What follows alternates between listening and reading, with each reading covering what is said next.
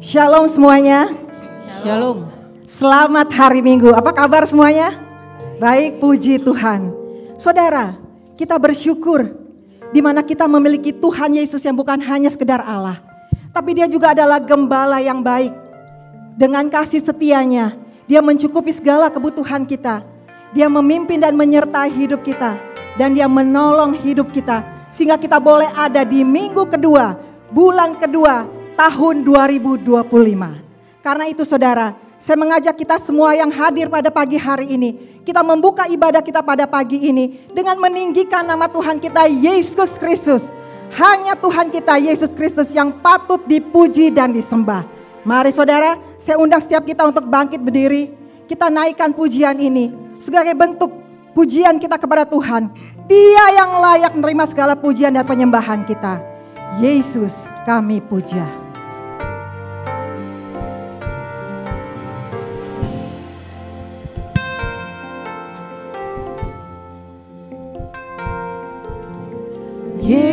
Yesus kami puja, kami sembah sebagai Raja, berdiri di tengah kami, ditinggikan dan dipuji. Yesus kami puja, kami sembah sebagai Raja, berdiri di tengah kami, ditinggikan dan dipuji.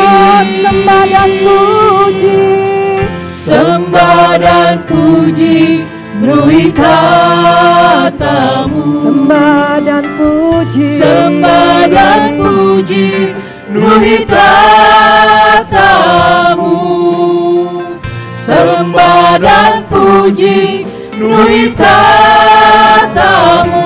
Yesus Tuhan adalah Raja. Jesus, we enthrone you. Jesus, we enthrone you. We proclaim you are King. Amen. Standing here in the midst of us, we raise you up with our praise. Jesus, we enthrone you. We proclaim you are King. Standing here in the midst of us, we raise you up with our praise. And as we worship in the throne, and as we worship in the throne, and as we worship in the throne, come Lord Jesus and take your place.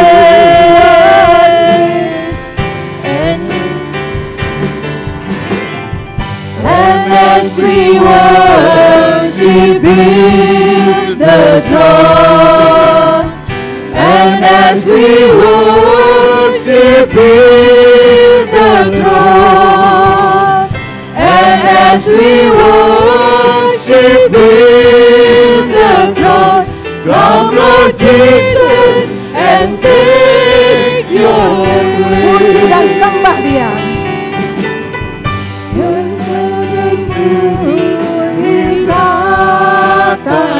Sembah dan puji, sembah dan puji, menuhi katamu. Sembah dan puji, puji, luit tatamu. Yesus Tuhan adalah Raja. Tutup mata saudara. Tutup mata saudara. Pandanglah Yesus, fokus kepada Dia dan puji namanya. Angkat tanganmu, tutup mata. Sembah dan puji, penuhi tatamu. Sembah Dia.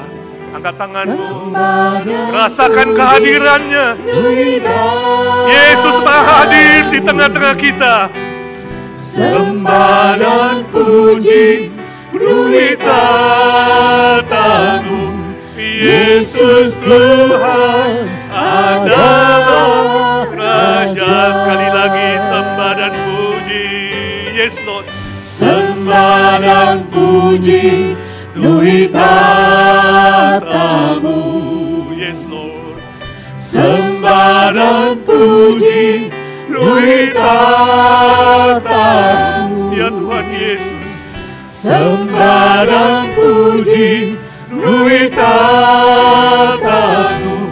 Yesus Tuhan adalah Raja. Ya Tuhan Yesus, Kau Tuhan. Yesus Tuhan adalah Raja. Terima kasih Tuhan Yesus. Yesus Tuhan adalah Raja.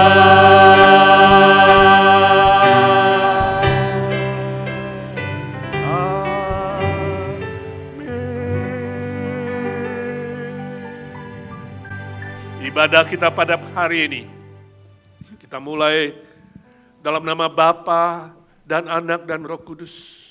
Turunlah atas kita sekalian kasih karunia, keselamatan, sukacita, kekuatan dari Tuhan Yesus Kristus. Damai sejahtera kasih yang tak terhingga dari Allah Bapa. Penghiburan, pertolongan, dan pengajaran dari Roh Kudus. Our worship this morning, we start in the name of the Father and of the Son and of the Holy Spirit. Let the joy of salvation, the strength of our Lord Jesus Christ, the peace and loving kindness of our Father, and the power, the teaching, the guidance of Holy Spirit be with you all. Amen. Sembah dan puji, penuhi tatamu. Ya Tuhan. Sembah dan puji, penuhi tatamu.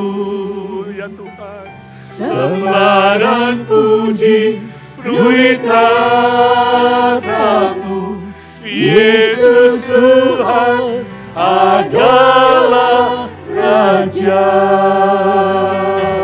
Yesus Tuhan adalah Raja.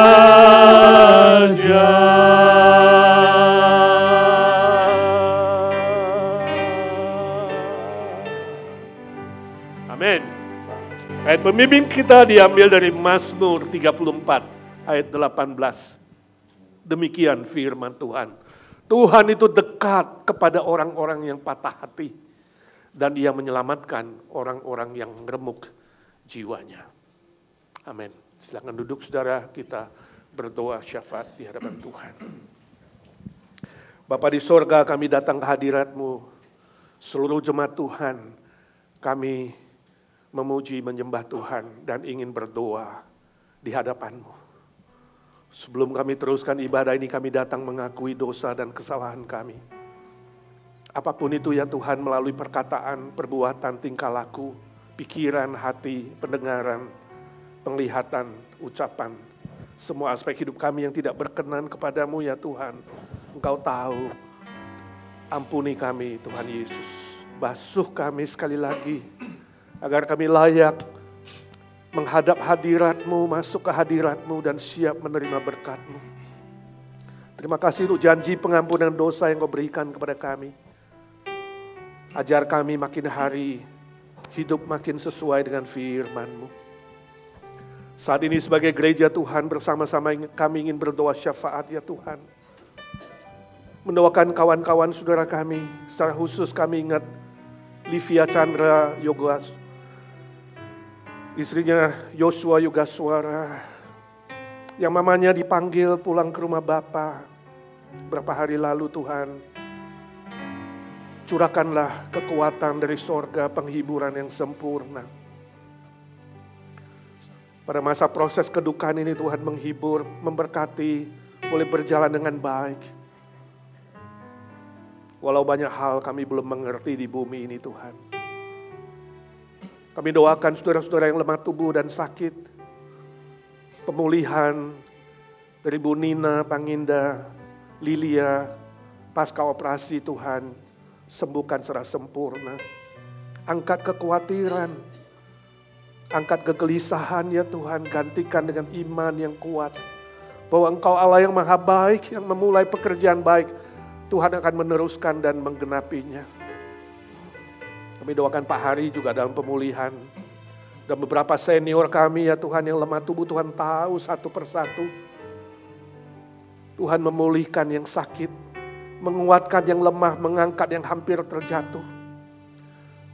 Kami doakan saudara Handai Tolan family di Indonesia yang jauh Tuhan. Lindungi pelihara mereka yang sudah percaya kepada Tuhan, mereka boleh setia kepadamu. Yang belum percaya biarlah Tuhan beri kesempatan mendengar Injil, diselamatkan Tuhan.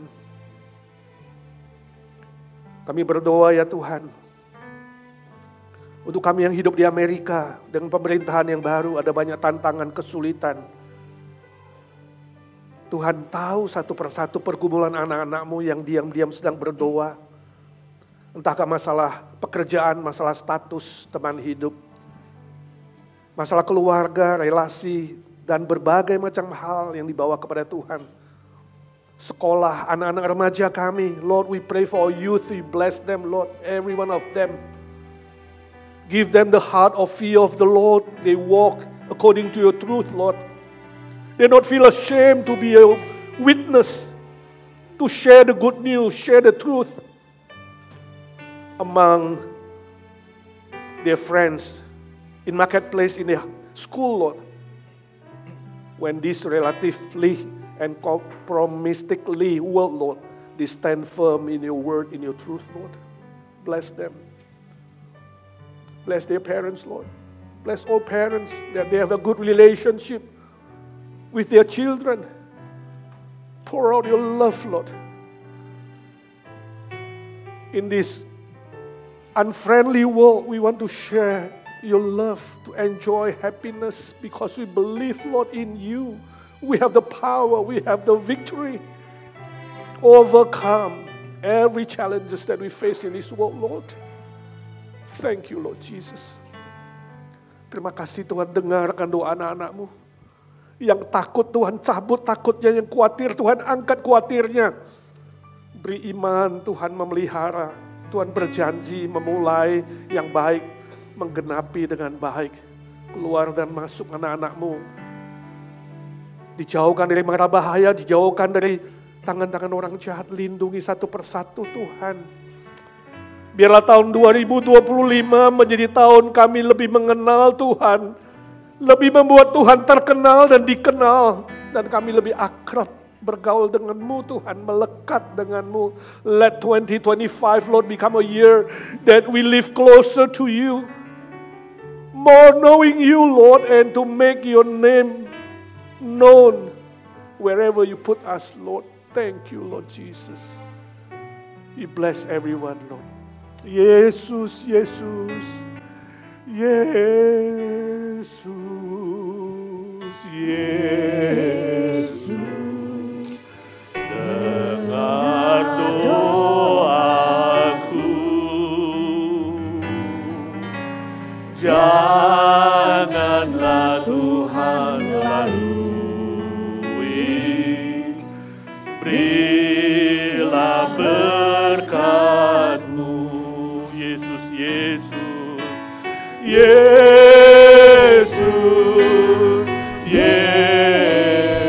Ya Tuhan Yesus, dengarkan doa anak-anak-Mu. Jangan biarkan mereka masuk dalam pencobaan. Lepaskan dari yang jahat. Lepaskan dari yang jahat ya Tuhan. Dengar doa anak-anak-Mu ya Tuhan. Berilah berkat, berilah berkat-Mu.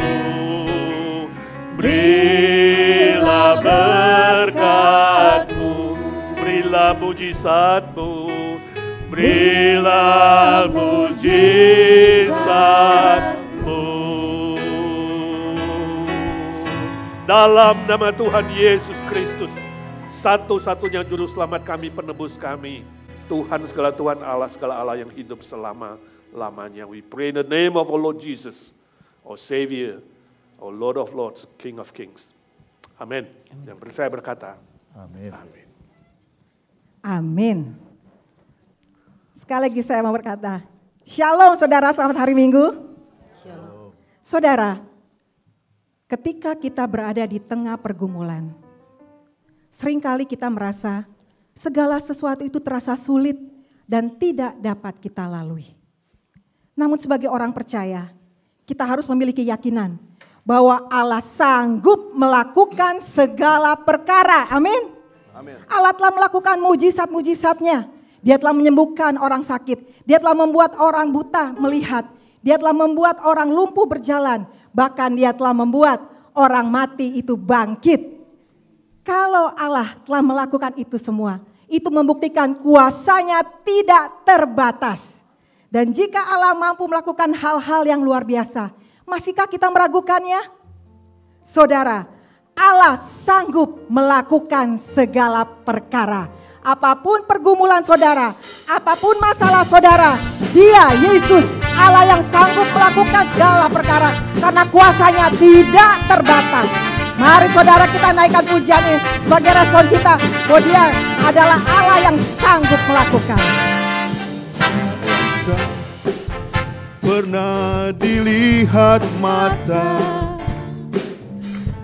dan tak pernah didengar telinga, Yang tak pernah timbul di dalam hati, semua disediakannya bagi yang mengasihi Dia. Mari saudara saya undang untuk bangkit diri, katakan apa yang tak pernah dilihat mata, yang tak pernah didengar telinga, yang tak pernah timbul di dalam hati, semua disediakannya bagi yang mengasihi Dia. Allah sanggup melakukan segala perkara, dulu, sekarang, dan selamanya. Kuasanya tidak berubah. Allah sanggup melakukan segala perkara, dulu, sekarang, dan selamanya. Kuasanya tak berubah. Saudara, saya ingin kita bersalam-salaman kepada kanan kiri, kita katakan Allah sanggup melakukan segala perkara. Pergumulan saudara, masalah saudara, Dia sanggup melakukannya. Dia sanggup menolong saudara. Apa yang tak pernah dilihat mata, yang tak pernah didengar telinga, yang tak pernah timbul di dalam hati, semua disediakannya bagi yang mengasihi. Sekali lagi katakan apa yang tak pernah dilihat mata, dan tak pernah didengar telinga, yang tak pernah timbul di dalam hati, semua disediakannya bagi yang mengasihi. Sama-sama katakan saudara. Allah sanggup melakukan segala perkara, dulu, sekarang, dan selamanya. Kuasanya tidak berubah. Allah sanggup melakukan segala perkara, dulu, sekarang, dan selamanya. Kuasanya tak berubah. Allah sanggup melakukan segala perkara, dulu, sekarang, dan selamanya. Kuasanya tidak berubah. Allah sanggup melakukan segala perkara, dulu, sekarang, dan selamanya. Kuasanya tak berubah. Allah sanggup melakukan segala perkara, dulu, sekarang, dan selamanya. Kuasanya tidak berubah. Allah sanggup melakukan segala perkara, dulu, sekarang, dan selamanya. Kuasanya tak berubah. Dulu, sekarang, dan selamanya. Kuasanya tak berubah. Dulu, sekarang, dan selamanya. Kuasanya tak berubah.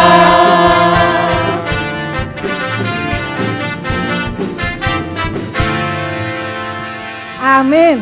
Allah kita sanggup melakukan segala perkara. Dengan tetap berdiri kita akan mengikrarkan pengakuan iman kita.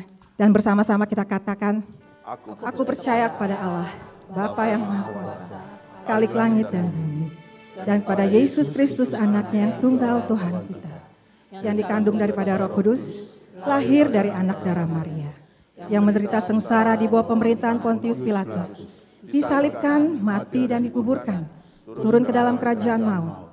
Pada hari yang ketiga bangkit pula dari antara orang mati, naik ke sorga, duduk di sebelah kanan Allah, Bapa yang Maha Kuasa. Dan dari sana ia akan datang untuk menghakimi orang yang hidup dan yang mati. Aku percaya kepada Roh Kudus, gereja yang kudus dan am, persekutuan orang kudus, pengampunan dosa, kebangkitan tubuh, dan hidup yang kekal. Amin. Saya persilakan duduk. Saudara, saat ini kita akan mendengarkan kesaksian dari Bapak James Suryadi. Saya persilakan. Shalom, selamat pagi Jemaat Agensi. Pada pagi ini saya akan menyanyikan lagu I Need Thee Every Hour, atau Ya Tuhan tiap jam ku perlu Kau. Kita membutuhkan Tuhan bukan hanya setiap jam, setiap detik, setiap napas yang kita hembuskan, kita membutuhkan Tuhan. Pada bagian terakhir saya meminta jemaat juga ikut bersama-sama menyanyi dengan saya. Jesus, we need you to come in our life, to be our Savior and to be our Lord. I need you every hour.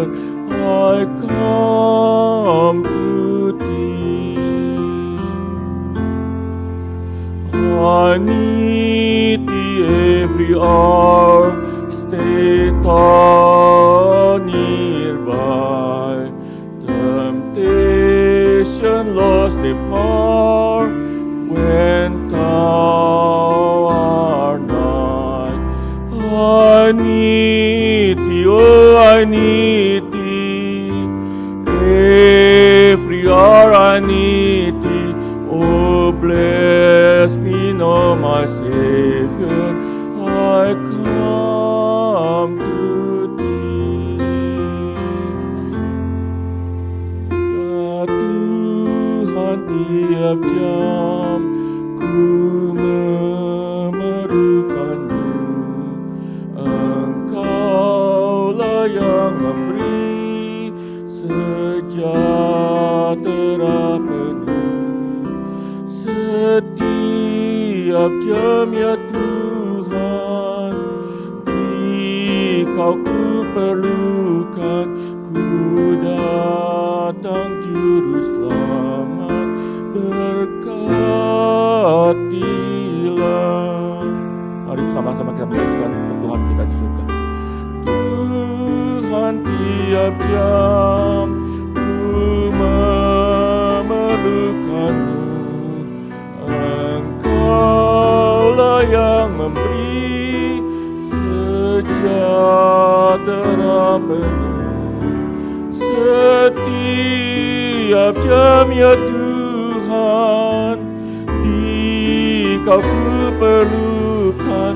Ku datang juru selamat, berkatilah.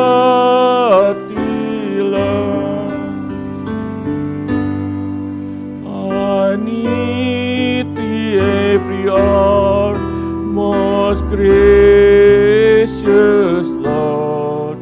No tender force like thine can peace afford.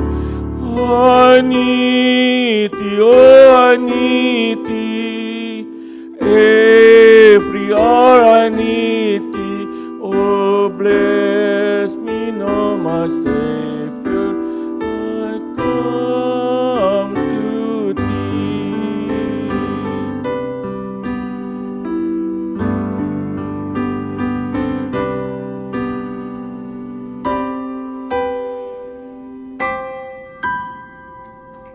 Thank you, God bless you all. Ya, thank you untuk kesaksiannya Pak James. Kita mengaminkan pujian ini ya saudara. Kita membutuhkan Tuhan setiap saat, setiap waktu. Saudara, tibalah saatnya kita akan memberikan persembahan. Mari saudara, dengan hati yang penuh dengan ucapan syukur, mari kita memberikan persembahan kepada Tuhan. Dan kita naikkan pujian, Allah itu baik.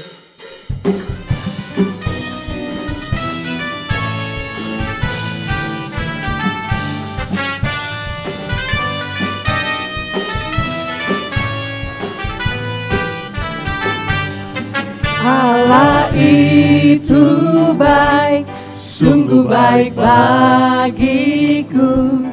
Ditunjukkannya kasih setianya. Dia menyediakan yang ku perlukan, menyatakan kebaikan, menyatakan kebaikan, menyatakan kebaikannya padaku. Allah itu baik. Allah itu baik, sungguh baik bagiku. Ditunjukkannya kasih setianya.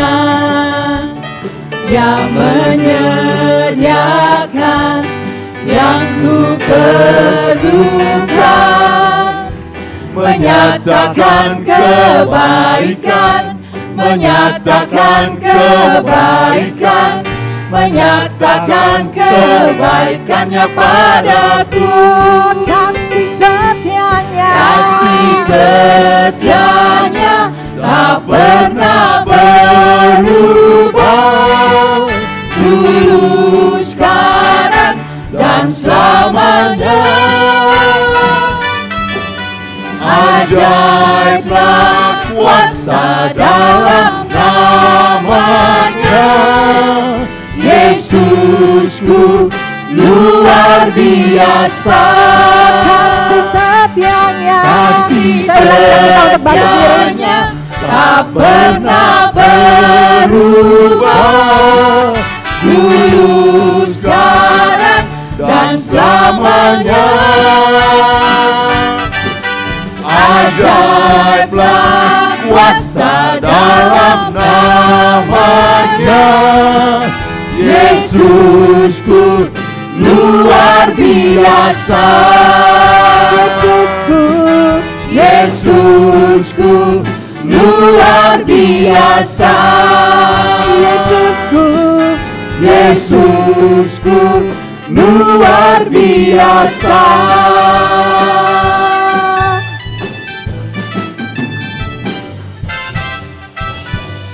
Amin. Mari saudara kita berdoa. Benar Tuhan, Engkau adalah Allah yang luar biasa, yang sanggup memenuhi segala kebutuhan kami. Terima kasih untuk kebaikan-Mu Tuhan. Dan saat ini kami bersyukur, di mana kami diberikan lagi kesempatan untuk memberi. Sadar semua itu berasal daripada-Mu Tuhan. Dan biarlah Engkau memberkati setiap pemberian anak-anak-Mu ini. Melalui pemberian ini, hanya nama Tuhan yang ditinggikan dan diagungkan. Terima kasih Tuhan. Di dalam nama Tuhan Yesus, kami berdoa dan mengucap syukur kepada Bapa di surga. Amin. Silakan duduk saudara. Saudara, pada saat kita menghadapi masalah yang berat, seringkali kita merasa lemah dan takut. Namun firman Tuhan mengingatkan kita dalam Yesaya 41 ayat ke-10, bahwa kita memiliki Tuhan Yesus yang akan selalu menyertai kita, yang akan selalu memberikan kekuatan kepada kita, dan akan selalu menolong dan menopang dengan tangan kanannya yang membawa kita kepada kemenangan. Karena itu saudara, andalkanlah Dia, Yesus penolong yang setia. Mari siapkan hati kita untuk dengar firman Tuhan, dan kita naikkan pujiannya, penolong yang setia.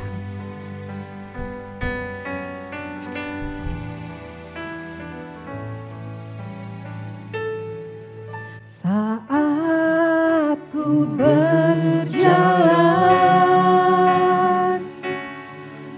kasih-Mu menerangi langkahku. Takut, takut, takut bimbang, karena ku tahu Kau bersamaku. Kau lebih tahu yang terbaik bagiku. Kau lebih sanggup pulihkan hidupku. Ku berserah, ku percaya, hanya Yesus penolong yang setia. Amin saudara, Yesus penolong yang setia. Mari kita naikkan pujian ini sekali lagi. Katakan. Saat ku berjalan,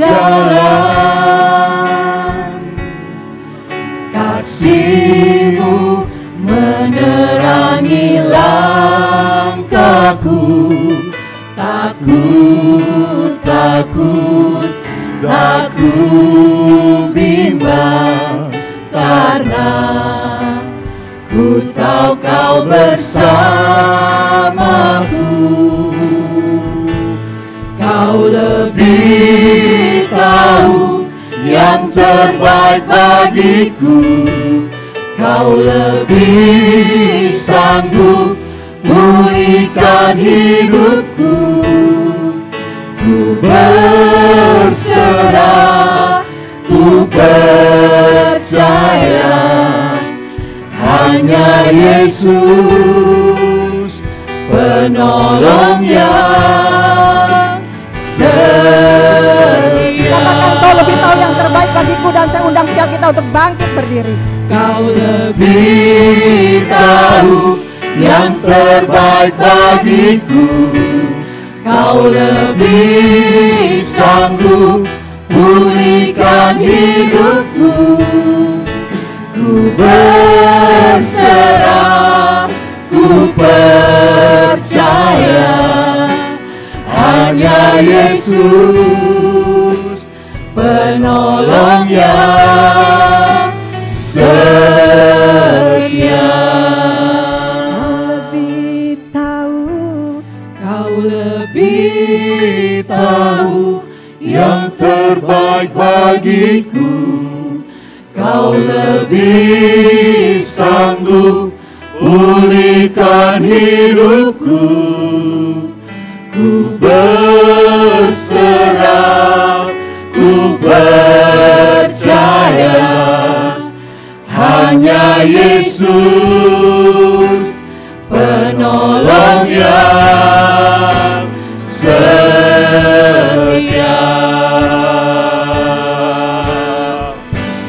Kau lebih tahu yang terbaik bagiku.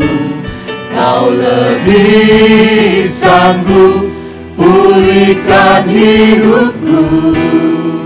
Ku berserah, ku percaya hanya Yesus penolong yang setia.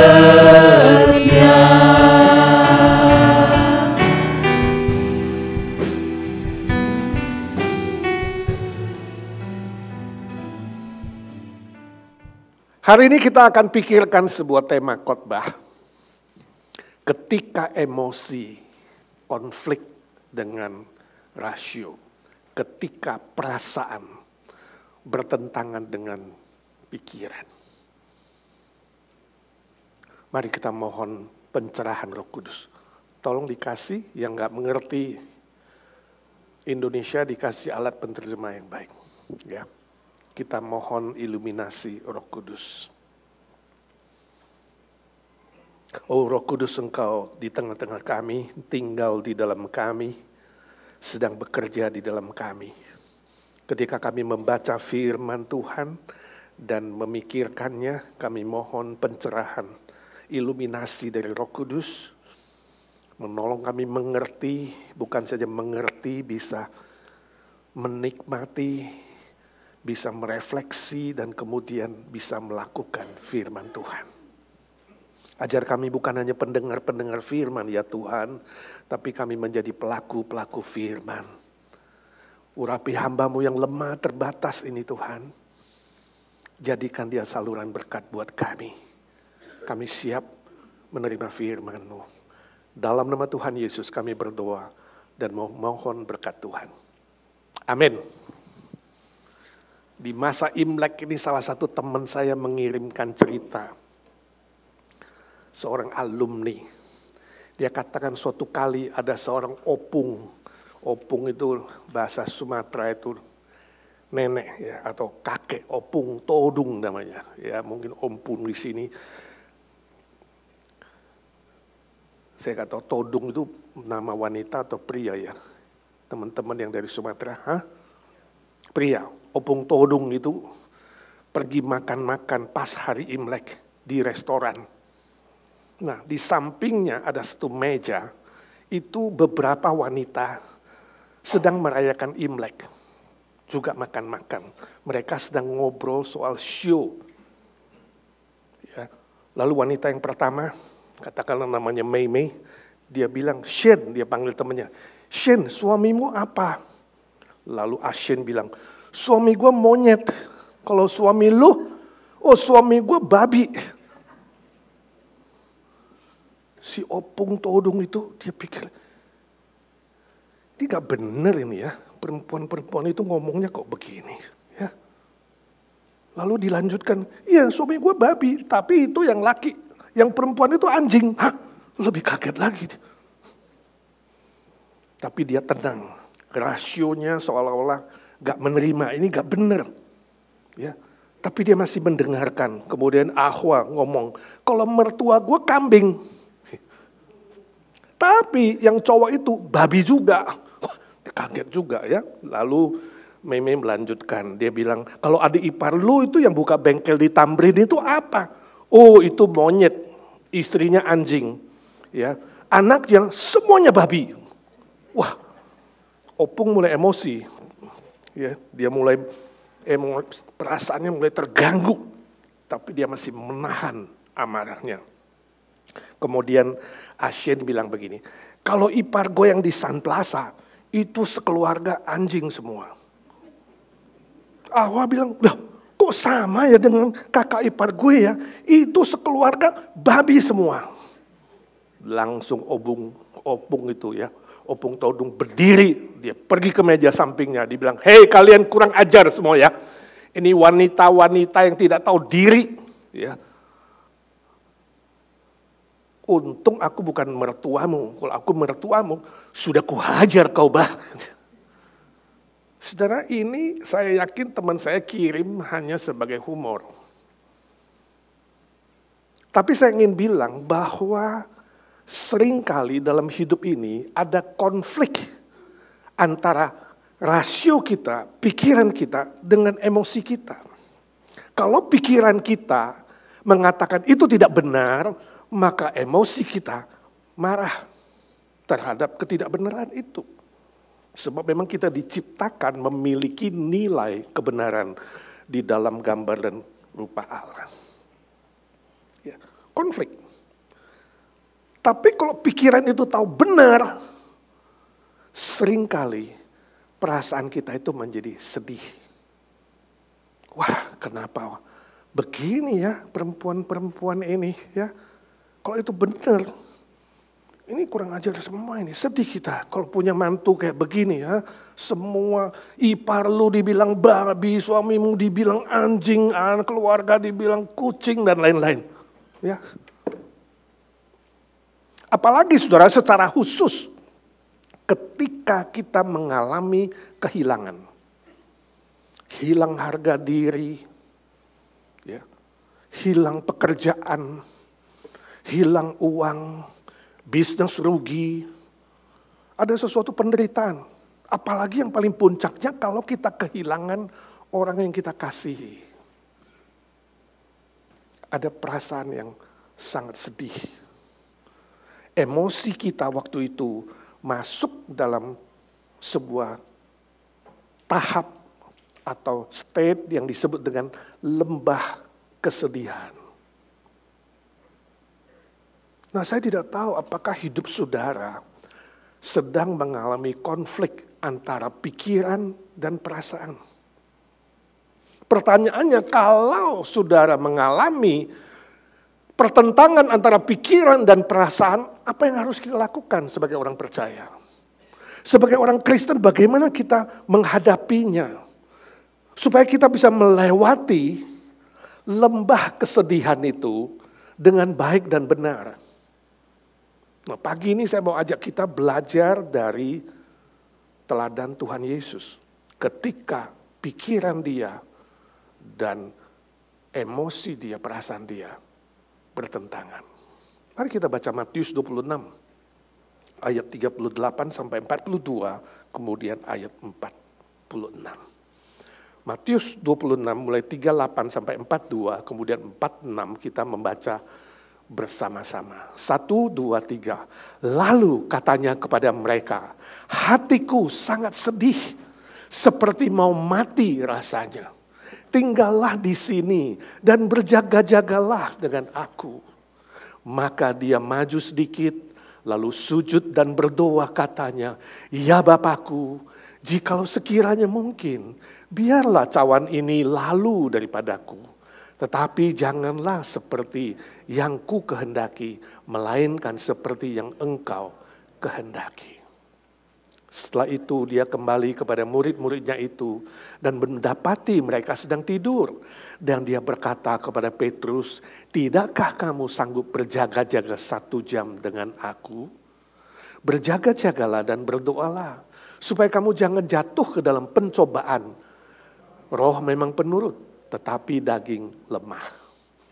Lalu ia pergi untuk kedua kalinya dan berdoa katanya, ya Bapakku, jikalau cawan ini tidak mungkin lalu, kecuali apabila aku meminumnya, jadilah kehendakmu.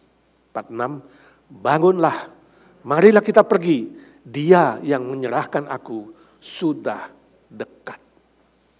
Dari bacaan kita ada 3 langkah yang dilakukan oleh Tuhan Yesus ketika pikiran dan perasaan itu konflik. Langkah pertama adalah Yesus mengungkapkan perasaannya, ayat 38. Dia menceritakan perasaannya. Yesus berkata, hatiku sangat sedih, seperti mau mati rasanya. Di bagian Injil lain, hatiku sangat gentar. Sangat sedih, perasaannya diceritakan. Yesus sampaikan perasaannya itu kepada murid-muridnya yang paling dekat. Petrus, Yohanes, Yakobus, itu disebut dengan lingkaran pertama. Yang paling dekat dengan dia 3 murid itu. Dia menceritakan perasaannya, emosinya. Saudara, bila hari ini perasaanmu sedih, jangan ditekan. Jangan ditolak. Jangan disangkal. Jangan dipendam, tetapi diakui. Lalu diceritakan kepada orang lain. Cari teman-teman yang bisa mendengar dengan baik. Ya. Walaupun manusia tidak sempurna, kita tahu lingkaran 1 pun dekat akhirnya mereka tertidur. Tapi perlu mengungkapkan perasaan itu. Ya. Cari teman-teman yang tidak menghakimi. Teman-teman yang tidak suka gosip. Cari teman-teman yang tidak menggurui. Yang seringkali coba berkhotbah kepadamu. Jangan cari teman yang begitu. Cari yang bisa mendengar. Ya. Kalau saudara mau jadi teman yang mendengar, ingat. Hati-hati dengan perkataan. Jangan cerita hal-hal yang tidak perlu kalau temanmu sedih. Jangan cerita soal sorga, jangan bilang orang yang pergi itu ya, kekasihmu itu sudah ke tempat yang enak, itu baik. Jangan, itu seolah-olah kamu membuat dia makin sedih. Sepertinya kamu bilang ya, kalau kekasihmu mati itu baik. No, don't say that. Hati-hati dengan perkataan. Ya, jangan juga cerita masa lampau. Oh, seharusnya dulu begini begitu ya. Lalu tanya kenapa begini begitu? Jangan, itu kamu menciptakan guilty feeling, menciptakan rasa salah. Menciptakan penyesalan. Jangan kata-kata yang begitu. Jangan juga berkata cerita orang lain dan membanding-bandingkan. Si A, si B, si C. Itu buat orang kemudian makin sedih, kesal, kecewa, dan marah. Kalau saudara hari ini mau menjadi teman yang bisa mendengar. Cukup mendengarkan ungkapan kesedihan itu, ungkapan perasaan itu. Cukup kasih tahu dia bahwa kamu di samping dia. Bisa menangis bersama, mendengar kesedihannya. Dan tahu bahwa kamu itu mendampingi dia dan berdoa untuk dia. Cukup. Ya, itu menjadi pelajaran dari Tuhan Yesus. Ya. Itu sebabnya ayat 38b Yesus lanjutkan. Tinggallah di sini.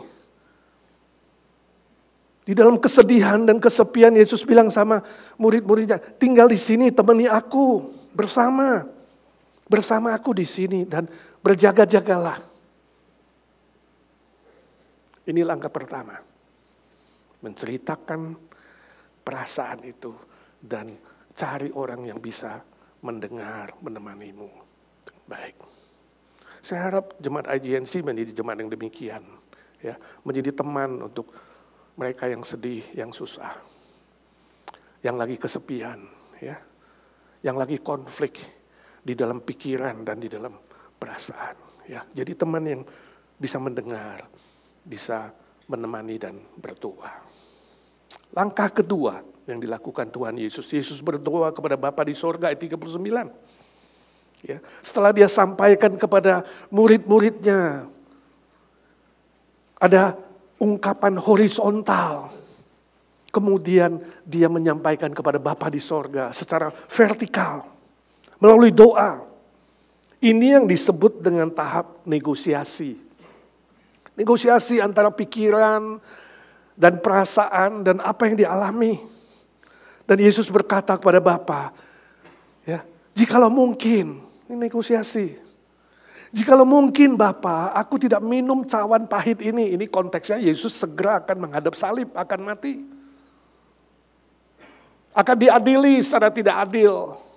Akan menderita, akan diejek, dihina, ditampar, ditusuk. dicambuk, tak berdaya seperti seekor domba yang dibantai habis-habisan. Oh, ini cawan yang pahit. Dan Yesus bilang, seandainya mungkin Bapa, aku tidak minum itu. Ini normal, dia manusia. Dia sama seperti kita manusia 100%, hanya dia tidak berdosa. Dia punya perasaan. Seandainya boleh Bapa. Ada negosiasi di situ. Aku tidak minum. Tapi Yesus tahu jelas di pikirannya. Rasionya jelas. Hatinya sedih tapi rasionya jelas. Ini final. Ini gak bisa ditawar. Ini kehendak Bapa. Makanya dia bilang, bukan kehendakku. Tapi bukan kehendakku Bapa. Kehendakmu yang jadi. Dari negosiasi, Yesus naik satu tahap. Itu yang disebut dengan acceptance, penerimaan. Ya, dalam negosiasi akhirnya Yesus menerima kedaulatan Bapa. Ya, menerima keputusan Bapa bahwa dia harus mati demi menyelamatkan manusia. Menerima hikmat Bapa. Menerima kenyataan ketika dia di dunia ini dalam usia 33,5 tahun. Dia harus naik ke atas kayu salib. Saudaraku, bila hari ini dalam konflik pikiranmu dan perasaanmu, kamu bisa menerima keputusan Allah dalam perjalanan hidupmu apapun itu, entah baik, entah buruk, entah sakit, entah sehat, entah gagal, entah kamu terjatuh, apapun itu, senang dan susah, kalau kamu bisa menerima kenyataan hidup itu yang diizinkan Bapa, kamu akan lebih cepat melewati lembah kesedihan itu. Sebuah perjalanan melalui lembah itu akan lebih mudah dilalui bersama Tuhan. Itu yang dikatakan Raja Daud. Ya, walaupun melewati lembah kekelaman. Oh Tuhan, Kau gembalaku yang baik, takkan kekurangan aku. Aku tidak akan takut walaupun harus melewati lembah kekelaman, lembah kesedihan, lembah kegagalan, bahkan lembah bayang-bayang maut. Tuhan, aku tidak takut bahaya sebab gadamu dan tongkatmu menyertai aku. Itu sebabnya Yesus cuma 2-3 kali yang sama. Dan hasilnya, konklusinya tetap sama. Jadilah kehendak-Mu Bapa. Saya ingin saudara kasih perhatian di sini. Hanya kematian Yesus yang adalah kehendak Bapa di sorga. Hanya kematian Yesus adalah keinginan Bapa. Ditentukan Bapa sebagai jalan penebusan dosa bagi manusia yang berdosa. Saya ulangi. Hanya kematian Tuhan Yesus di atas kayu salib. Satu-satunya kehendak Bapa, keinginan Bapa, ditentukan Bapa, ditetapkan Bapa, menjadi jalan penebusan bagi manusia yang berdosa. Kematian manusia lain bukan kehendak Bapa. Saudara harus benar-benar mengerti di sini, jangan sembarang berkata kehendak Bapa, keinginan Bapa. Enggak. Bapa tidak pernah menginginkan manusia itu mati, tapi menginginkan hidup selama-lamanya. Itu sebabnya Yesus yang harus turun dan dia yang harus mati di atas kayu salib supaya kita yang tadinya harus mati mendapat hidup kekal selama-lamanya. Kematian semua manusia di bumi ini adalah upah dosa, sebab upah dosa adalah maut karena kejatuhan Adam dan Hawa. Sejak awalnya memberontak kepada Allah Bapa. Sudah cukup jelas gak? Jadi kalau temanmu lagi susah, lagi jatuh, lagi kena bencana, lagi mengalami kematian, jangan bilang, jangan sok menghibur, sudahlah itu kehendak Bapa, itu fitnah. Sebab Bapa tidak pernah merancang itu. Bapa tidak pernah menetapkan itu, bahwa kamu akan mengalami sesuatu yang buruk, yang jahat, dan sakit, dan kemudian mati. Bukan. Itu adalah upah dosa ketika kita ada di bumi yang tidak sempurna. Bukan rencana Bapa, bukan ditetapkan Bapa. Alkitab dengan tegas menolak teologi takdir, teologi program, teologi robot. Tidak. Kehendak Bapa supaya semua manusia boleh hidup. Itu sebabnya Yesus harus mati. Buat kita, buat saudara, dan buat saya.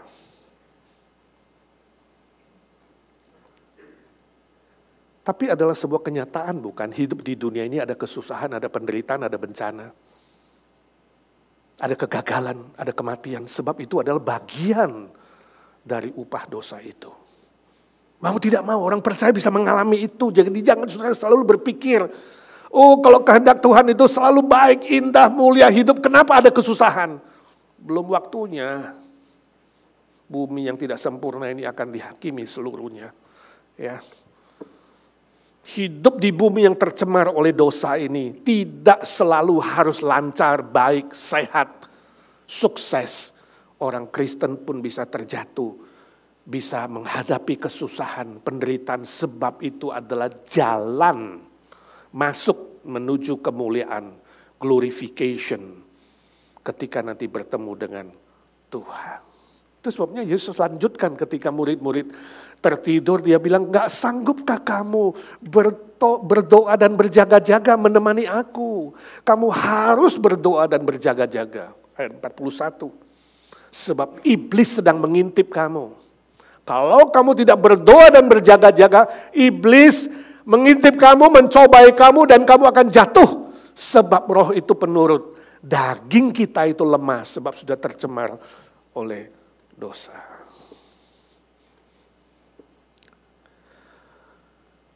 Kalau hari ini saudara tidak bisa menerima kenyataan hidup di bumi ini ada penderitaan dan kesusahan, saudara akan masuk ke dalam jerat iblis.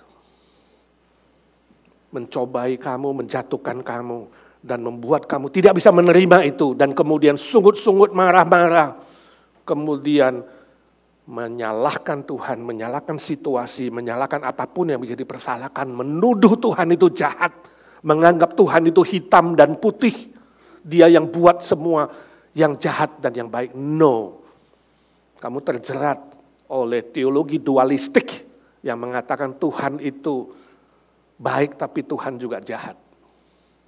Dia sumber kebaikan dan kejahatan, itu dualistik. Alkitab menolak teologi pandangan sedemikian. Allah kita selalu putih, baik, benar, dan tak pernah bersalah. Cukup jelas? Jadi kayak kebakaran di LA itu, saudara jangan ikut-ikutan dengar video, lihat video sampah itu, dan kemudian mengatakan ini gara-gara segelintir orang menghujat Tuhan, kemudian seperti manusia balas dendam, lakukan yang jahat, lebih ngeri daripada hanya berapa orang menghujat. 20 orang, 30 orang menghujat, lalu dibantai 18.000. Tidak. Tuhan mengasihi semua orang berdosa, bahkan yang memberontak kepada Dia. Dia selalu putih, gak pernah hitam. Jadi lawannya iblis siapa? Siapa lawannya Tuhan? Salah, dualistik, saudara lihat. Siapa lawannya Tuhan? Gak ada, saudara. Iblis itu hanya salah satu malaikat kepala yang jatuh, lawannya cukup malaikat Michael, malaikat perang yang akan menghancurkan dia nanti di akhir zaman. Allah kita terlalu besar, gak ada tandingannya. Allah mana seperti Allahku? Jawabnya, tidak ada. Gak ada, dia terlalu besar. Iblis itu cuma segini, saudara.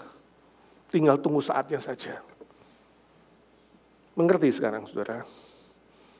Dia selalu baik dan benar. Jangan masuk ke dalam cobaan iblis yang membuat kamu kemudian menganggap, oh lawannya Tuhan, oh Tuhan itu jahat, oh Tuhan ini begini. Lalu kamu mulai menolak Tuhan, menuduh Tuhan, memfitnah Dia, dan imanmu luntur.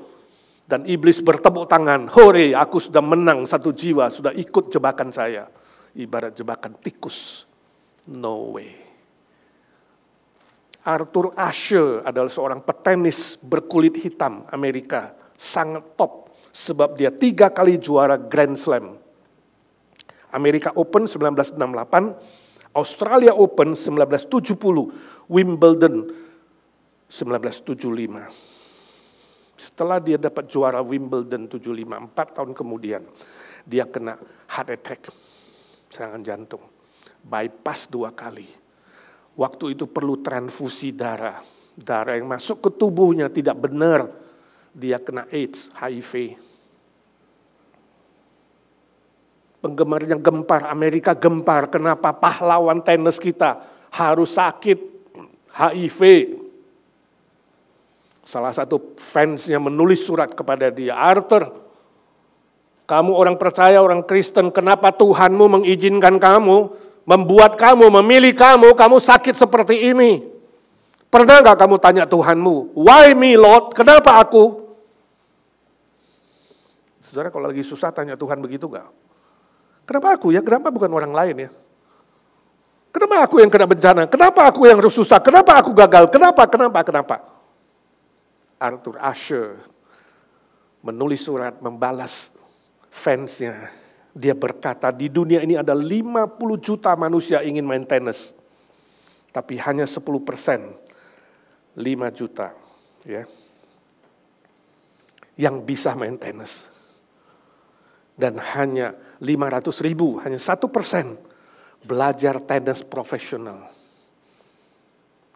Dan hanya 5.000 yang mencapai Grand Slam. Dari 5.000 itu cuma 50 orang, 1% mencapai Wimbledon. Dan kemudian di Wimbledon hanya 4 orang semifinal, 2 orang maju ke final, dan hanya ada 1 juara Wimbledon. Ashe berkata, ketika aku pegang piala Wimbledon itu, aku tidak tanya Tuhan, why me Lord? Kenapa dari sekian puluh juta manusia aku yang pegang piala bukan yang lain? Lalu kalau sekarang Tuhan izinkan aku di dunia yang tercemar ini dapat HIV, layakkah aku tanya Tuhan, why me Lord? Saudara mengerti? Ini kesaksian yang sangat bagus. Jadi manusia, jadi orang percaya, jangan cuma taunya mengeluh dan marah-marah dan kesel dan bertanya Tuhan seolah-olah kenapa aku layak dapat ini. No. Kesaksian yang sangat bagus. Arthur Ashe tidak terpancing cobaan iblis melalui fansnya. Dia tidak terpancing sebab dia berdoa dan berjaga-jaga. Dia bisa menerima kenyataan hidup itu. Orang yang berdoa dan berjaga-jaga bisa menerima kenyataan hidup, keputusan Tuhan, walaupun rasionya tidak terima. Ketika konflik antara rasio dan emosi, doa dan berjaga-jaga akan menguatkan iman saudara, iman yang melampaui rasio, emosi, dan pengalaman dan hikmat manusia. Itu bedanya orang Kristen dan orang yang tidak percaya. Langkah ketiga, Yesus siap hadapi salib. Ayat 46. Ayat 46 dia katakan bangunlah. Istilah bangunlah itu simbol iman dan keberanian. Untuk menghadapi tantangan dan kesusahan dan salib dan kematian yang ada di depan. Bangunlah, dia bilang murid-muridnya. Tadi dia biarkan muridnya tidur, sekarang dia bilang bangun. Kita hadapi bersama. Itu adalah iman dan keberanian. Taman Getsemani bukan saja simbol pergumulan, simbol konflik antara emosi dan rasio. Ketika firman Tuhan mencatat bahwa pergumulan Yesus sangat berat, sampai keringatnya itu kayak darah. Hatinya gentar, sedih. seperti mau mati. Kita belum pernah mengalami penderitaan seberat itu. Pergumulan yang paling berat adalah di Getsemani. Tapi Getsemani juga adalah simbol iman dan keberanian untuk menghadapi apa yang di depan. Hadapi bersama Tuhan. Ingat, iman di sini bukan nekat. Lain. Jangan nekat. Orang yang nekat tidak pakai otak. Gak pakai rasio yang sehat. Nekat aja lah. Gak punya SIM, tabrak aja lah. Lampu merah lewatin aja lah. Ini makanan bersih gak bersih, sikat aja. Itu nekat sama aja. Iman bukan nekat.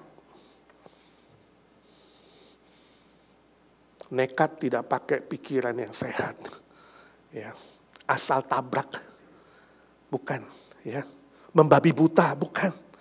Melawan kebenaran firman Tuhan. Bukan.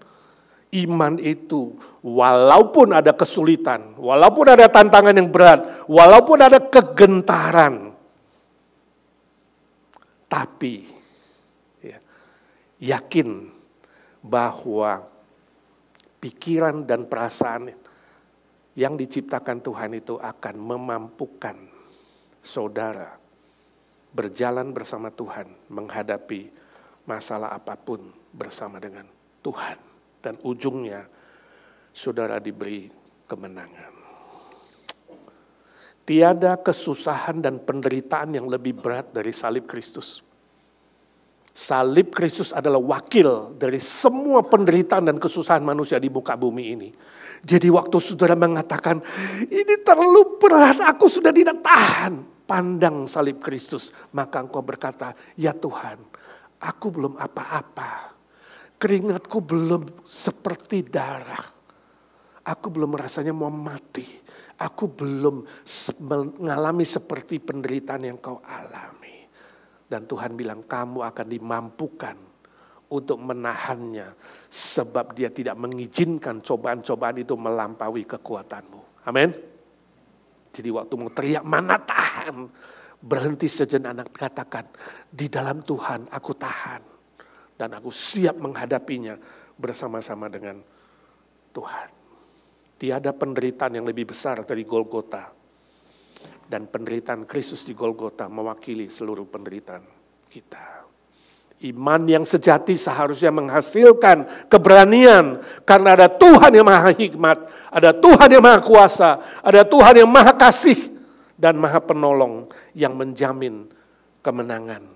Jadi saudaraku, doa itu bukan lagi tutup mata, tapi buka mata, lihat ke depan, bukan lihat ke belakang. Doa itu bukan saja berlutut, tetapi bangkit, berdiri, berjalan, bertindak. Doa itu bukan lagi berserah, tetapi doa itu adalah berjuang bersama-sama dengan Tuhan. Dan kita menyongsong kemenangan bersama Tuhan. Amin. Iman yang sejati, iman yang melampaui perasaan. Melampaui pikiran, melampaui hikmat, dan melampaui semua pengalaman manusia. Saya baca cerita dari seorang yang tidak mau disebutkan namanya. Dia pulang dari Las Vegas menuju ke LA, menyetir mobilnya. Di depan dia lihat ada angin kencang sekali, jalan seolah-olah gak kelihatan. Truk-truk udah minggir, mobil pinggir. Dia rasanya ingin pinggir juga. Tapi kemudian dia ingat cerita tentang seorang anak. Waktu menyetir sama papanya. Anak itu bilang, papanya bilang jangan minggir, maju, jalan terus. Jalan terus. Dan ketika sampai di tempat yang sudah tidak ada angin, debu dan badai. Papanya bilang, nah sekarang boleh berhenti sebentar. Anaknya bingung tanya papanya, Pak, kenapa sekarang harus berhenti sebentar? Papa mau kamu lihat ke belakang sebentar. Lalu dia toleh ke belakang. Banyak truk yang terjebak badai. Banyak mobil gak bisa berjalan. Stuck di situ dan mengalami hal-hal yang negatif, yang buruk. Bapak itu berkata, kalau tadi kita berhenti, kita akan seperti mereka. Tapi karena Papa bilang setir terus, maju terus. Sekarang kita melewati badai itu. Ketika kamu dalam badai, saudaraku, ketika kamu dalam kesusahan, penderitaan, kegagalan, badai menggoncang hidupmu, jangan berhenti. Jangan tenggelam di dalam badaimu. Jangan stop tapi maju terus bersama Tuhan, pandang ke depan. Bukan berhenti di masa lalu. Bukan tenggelam di masa lalu. Bukan stop di masa lalu. Bangkit dan berjalan bersama dengan Tuhan. Dan kemudian badai itu akan berlalu. Kamu akan melewati lembah kesedihan itu. Kamu akan melewati lembah bayang-bayang maut dan lembah kesusahan itu. Dan menyongsong kemenangan bersama dengan Tuhan. Amin. Joni Eareckson Tada, seorang wanita yang karena ada bencana lumpuh dari leher sampai ujung kakinya.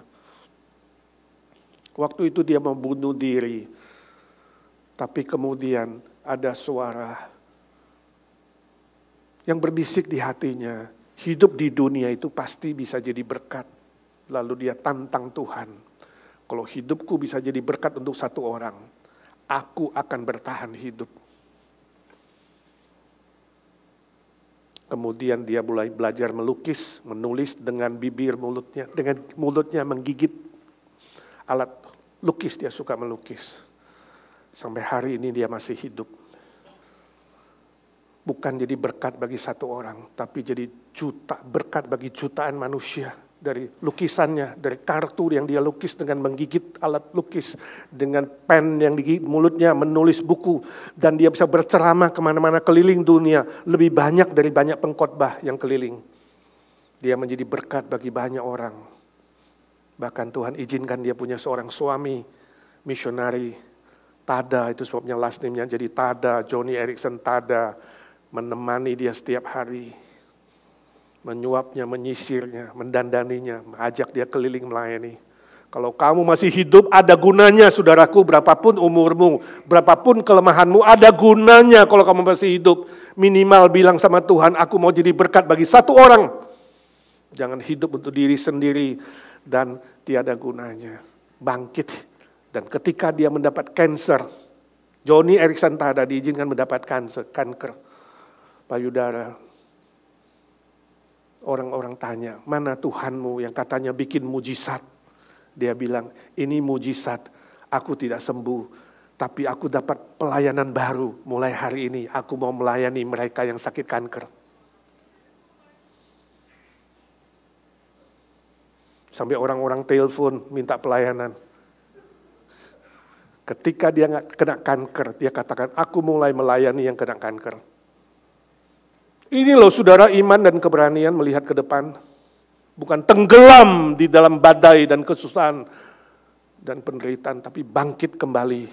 Walaupun hanya sebutir kecil diamond, tetap bercahaya di tengah-tengah kolam yang berlumpur. Jadi diamond yang bercahaya dimanapun Tuhan taruh. Amin. Mari kita berdoa.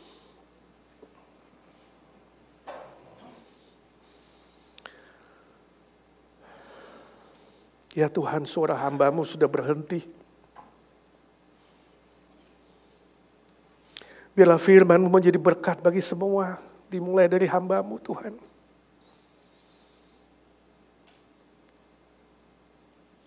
Kuatkan dia, pakai dia, hibur dia. Juga semua yang sedang sedih dan berduka, yang kehilangan, yang konflik antara rasio dan emosi Tuhan. Kami belajar dari-Mu Tuhan Yesus. Belajar dari-Mu. Untuk melewati semua bayang-bayang kesedihan, kedukaan, kegagalan, penderitaan. Bayang-bayang maut bahkan. Ajar kami semua Tuhan. Bukan lagi pendengar firman, tapi pelaku-pelaku firman. Ajar kami bersama-Mu dengan iman dan keberanian melewati lembah yang Kau izinkan terjadi. Menyongsong masa depan yang lebih cerah. Berkemenangan. Sehingga iblislah yang dipermalukan Tuhan dan Engkau yang ditinggikan, dimuliakan. Sebab kami tahu setelah salib itu ada kebangkitan. Setelah penderitaan itu ada kemuliaan. Teguhkan iman kami Tuhan. Ini doa kami. Jadikan keluarga IGNC keluarga yang saling membangun, saling menghibur, saling menguatkan. Dan terus bertumbuh makin dewasa di dalam Tuhan dan firman-Mu. Dalam nama Tuhan Yesus kami berdoa dan memohon berkat Tuhan. Amin.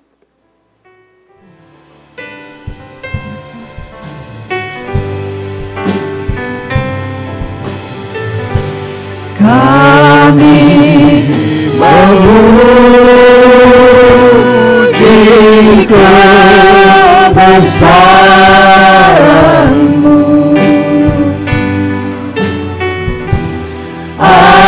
ajaib Tuhan,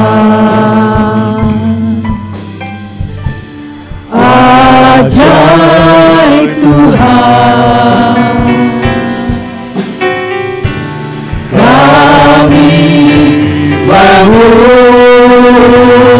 Memuji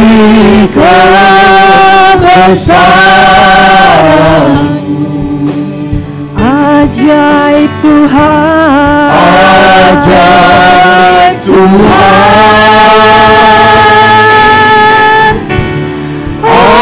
ajaib Tuhan. Sing my soul, My soul, my Savior God to Thee. oh, how great Thou art, How great Thou art, how great Thou art. how great Thou art. Then sing my soul, Sings my soul, my Savior God to Thee. how great Thou art. How great Thou art,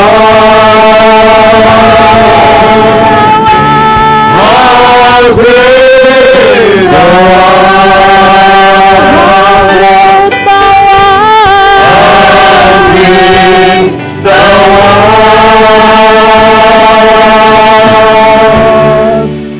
how great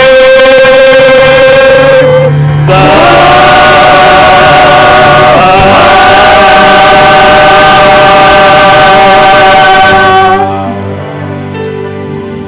Saudaraku yang kekasih, arahkan hatimu dan pikiranmu kepada Tuhan. Pulanglah, lakukanlah firman Tuhan dan terimalah berkat-Nya. Tuhan memberkati engkau dan melindungi engkau. Tuhan menyinari engkau dengan wajah-Nya dan memberi engkau kasih karunia.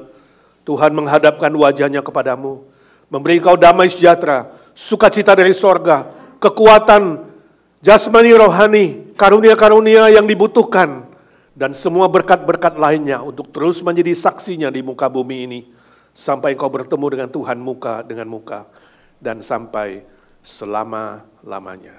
Amin.